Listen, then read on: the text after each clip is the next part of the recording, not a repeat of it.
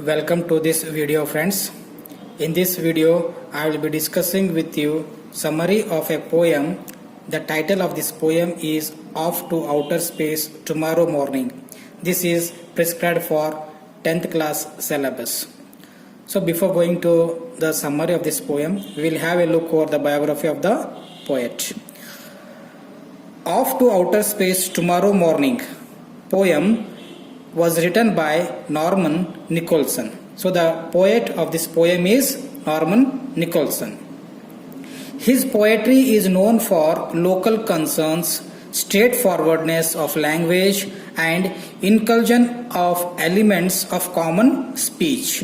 He also wrote many novels, plays, essays, topography, and criticism. So this is about the biography of the poet. Now coming to the summary of the poem. In this poem, the poet describes the emotions of an astronaut.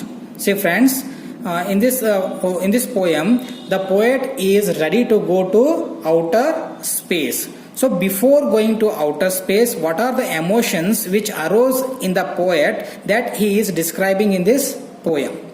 So before traveling, the emotions and his thought which may happen in the space that is described in this poem.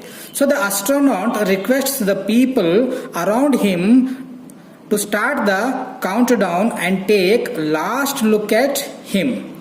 He suggests his friends and relatives to strike his name from the telephone book. This shows his doubt about his safe return. Then the calendars and clocks are useless in the space. There will be no change in the season. He may sleep when he feels sleepy. There will be no disturbance from anyone by knocking the door. He would not be writing any letters nor receive any letters from his relatives or friends. There is none to visit him in space. He would be like a prisoner. Then there is no gravitational pull in the space. So the things fly around like teacups. He would be alone in the world of his own. The people on the earth can watch him through telescope or cameras. They can watch on their TV sets, but astronaut would not care about any of this. He would be in his own world.